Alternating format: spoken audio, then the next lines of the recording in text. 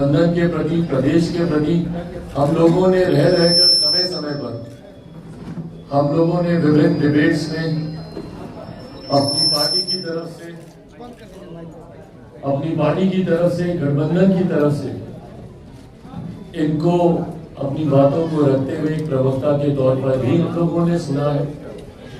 और आज गठबंधन ने ये बड़ी जिम्मेदारी इनको दी है और आज मैं लोक जनशक्ति पार्टी रामविलास का राष्ट्रीय अध्यक्ष होने के नाते इस बात को कहने की शब्दों में ज्यादा जरूरत नहीं, पर एक औपचारिकता जरूर है ताकि किसी के मन में किसी प्रकार का कोई संदेह न रहे। लोक जनशक्ति पार्टी रामविलास का, हमारे पार्टी के हर एक नेता, हर एक कार्यकर्ता का मजबूत समर्थन इस चुनाव में मेरे छोटे भाई अभिषेक जी को जाता है।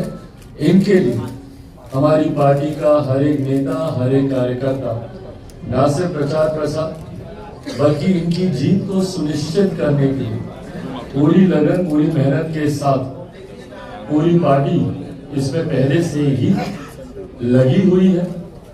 और इस बात का उम्मीद ही नहीं, विश्वास है कि न सिर्फ ये चुनाव जीतेंगे बल्कि भारी मतों से ये चुनाव जीतने का काम करेंगे। जिस तरीके से आज की तारीख में एनडीए गठबंधन के प्रति जनता का विश्वास बढ़ा है, बड़े बड़े दावे, बड़े बड़ी बातें अलग अलग समय पर विपक्ष के दलों के द्वारा किए जाते रहे।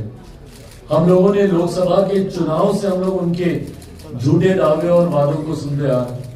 लोकसभा के वक्त भी बड़ी बड़ी बातें कही गई थी कि इनको दिखा देंगे, इनको बता देंगे। क्या हो गया? हमारा गठबंधन न सिर्फ मजबूती से लोकसभा के चुनाव में हम लोगों का प्रदर्शन रहा, बल्कि ये जो 4 सीटों पर उपचुनाव हुए हैं और ये महत्वपूर्ण है, इन उपचुनाव का गणित हम लोग के लिए समझना जरूरी है। और जो इन उपचुनाव का गणित समझ गया तो वो 2025 के परिणामों को भी समझ जाएगा। ये कोई सामान्य परिस्थिति नहीं है जिनमें उपचुनाव हुए थे। और किन सीटों पर उपचुनाव हुए थे? उनमें से 3 सीटें सिटिंग थी विपक्षी दलों के पास, तथाकथित इंडिया अलायंस, यूपीए, महागठबंधन, जो भी ये लोग अपने आप को बुलाते हो, 3 उनकी सिटिंग थी। ना सिर्फ हमने अपनी एक रिटेन की है बल्कि इनकी 3 सीटों को भी एनडीए गठबंधन ने जीतने का काम किया है। और उनमें से सीटें कौन कौन सी?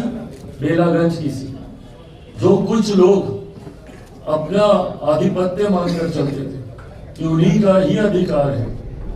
क्या बोलते थे वो लोग? उसकी हमारा गढ़ है।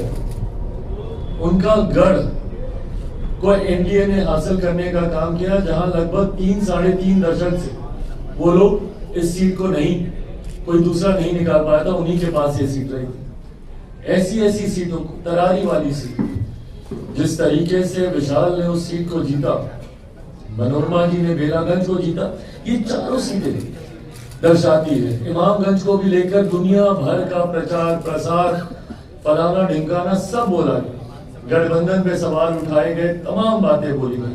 हासिल क्या हुआ? साम दाम दंड भेद सब आपने कर लिया।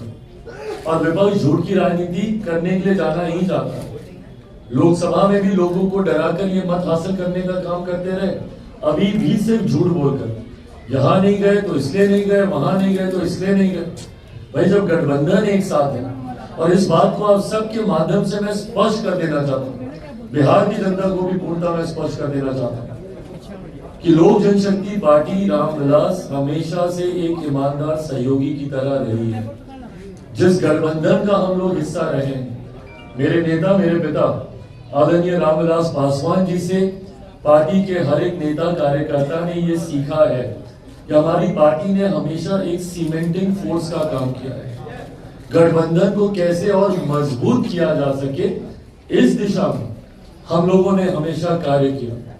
वाद विवाद में उलझे बिना किस तरीके से गठबंधन को अपने दल का हम लाभ पहुंचा सके, इस दिशा में हम लोगों ने काम किया। तो अगर कभी भी किसी भी चुनाव में कोई भी इस तरीके का भ्रम फैलाता है, बिना किसी भ्रम में उलझे हुए, बिना किसी की बातों में आए, मैं अपने तमाम समर्थकों से अपने एनडीए गठबंधन के तमाम समर्थक जनता बिहारियों से यह आग्रह करूं कि बिना इनकी बातों में उलझे हुए, और जो कि बिहार की जनता अब नहीं उलझती, परिणाम लोकसभा के चुनाव ही थे, उस वक्त भी आरक्षण संविधान को लेकर क्या क्या झूठ इन लोगों ने नहीं बोला।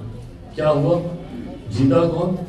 एनडीए का। क्या क्या बातें ये लोग कर रहे थे कि चारों की चारों सीट एक तरफा रहेगा, एक सीट ये लोग नहीं जीत पाए, और तो और 3 तो आपकी अपनी थी, कम से कम उसको तो आप लोग बचा रहे थे, वो तक ये लोग नहीं कर पाए। तो दर्शाता है कि बिहार की जनता, और बिहार की जनता ने ओवरऑल देश की जनता ने अब पुनः यह मन बना लिया है। कुछ राज्य जरूर थे लोकसभा के चुनाव के वक्त जो इनके झूठे नैरेटिव में आए, उन राज्यों में भी आज की तारीख में प्रदर्शन देखिए हम लोग। महाराष्ट्र उसका इतना खूबसूरत उदाहरण, किस तरीके से प्रधानमंत्री नरेंद्र मोदी जी के साथ महाराष्ट्र, हरियाणा, ये वो राज्य हैं जहां पर विपरीत परिस्थितियों में हमारे गठबंधन भारतीय जनता पार्टी ने बेहतरीन प्रदर्शन किया। तो ऐसे में देश की जनता, और खास तौर पर आज जब हम लोग बिहार में इस चुनाव का हम लोग जिक्र कर रहे हैं, बिहार की जनता ने पूरी तरीके से मन बना लिया है। ये जनता से जुड़ा हुआ विधान परिषद का जो चुनाव है, इसमें जितने भी वोटर्स हैं, मैं उन सब से अपनी तरफ से, अपनी पार्टी की तरफ से और अपने गठबंधन के हर एक घटक दल की तरफ से यह विनम्र आग्रह करूंगा कि हमारे भाई अभिषेक झा जी को आने वाले दिनों में भारी मतों से विजयी बनाकर बिहार की विधान परिषद में भेजने का काम करें।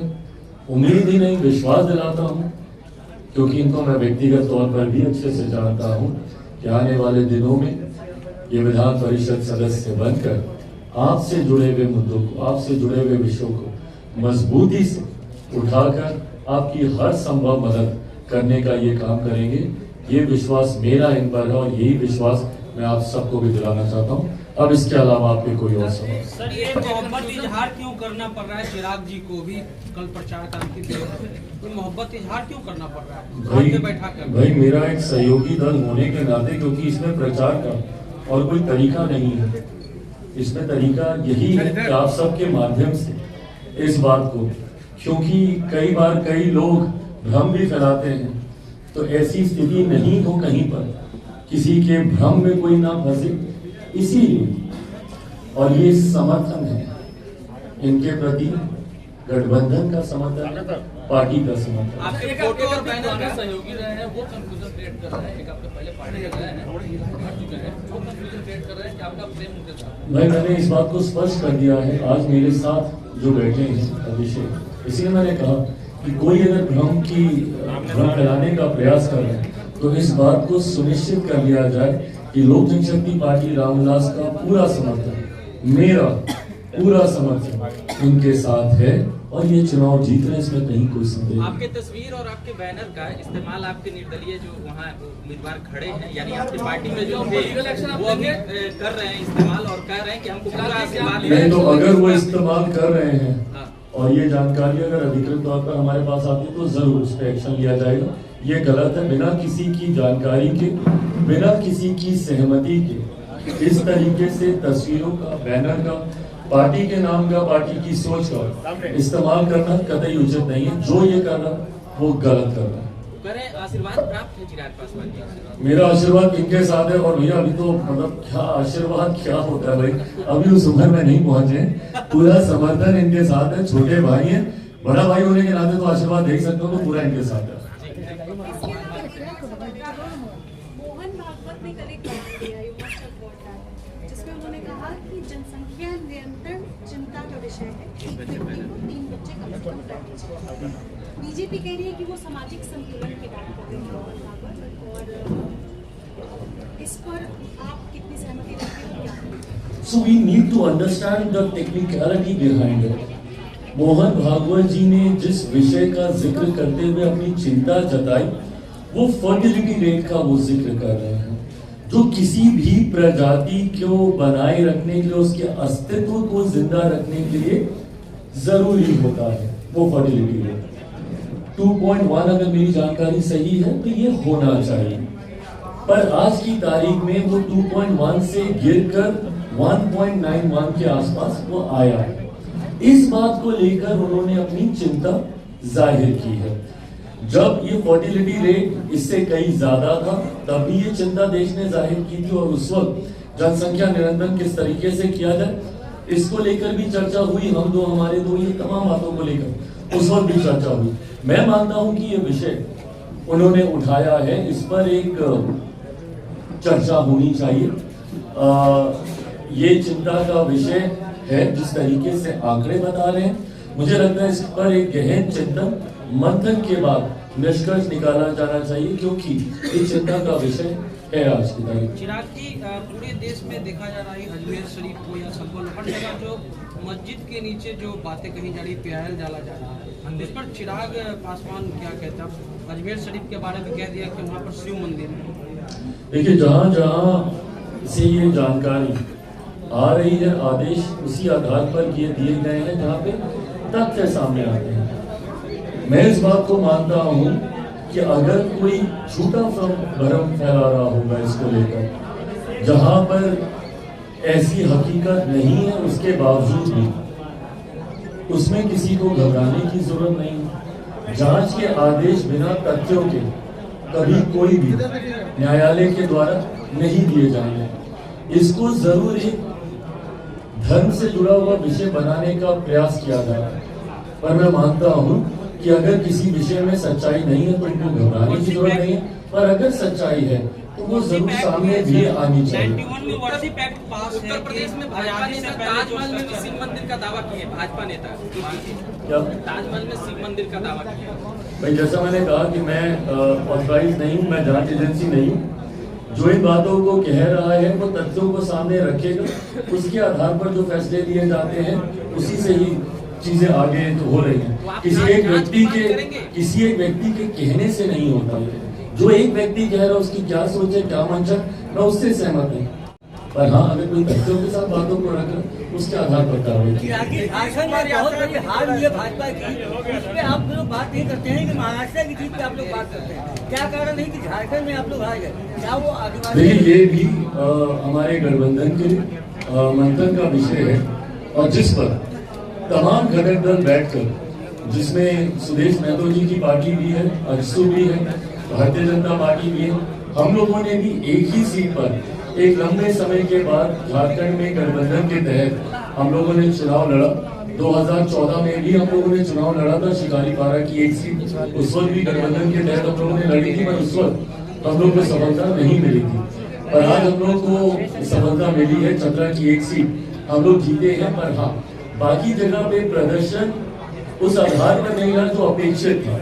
इसमें तमाम प्रभारियों के साथ, जिसमें आदरणीय शिवराज सिंह चौहान जी भी हैं, जिसमें हेमंता विश्व शर्मा जी भी हैं, भारतीय जनता पार्टी है, हम लोग की पार्टी है, आजसू है जो कि एक प्रमुख गठबंधन दल है, झारखंड जनता दल यूनाइटेड है। सब लोग बैठकर इसके ऊपर जरूर मंथन करेंगे। मंथन चल भी रहा है, कुछ विषय हैं जो सामने आए हैं जिसकी वजह से संभवतः ये परिणाम हम लोग को देखने को मिले, पर मैं मानता हूं कि आने वाले दिनों में पुनः इन 5 सालों का उपयोग कर पुनः झारखंड में हम लोग एनडीए की सरकार बनाने में सफल रहेंगे। बहुत बहुत धन्यवाद।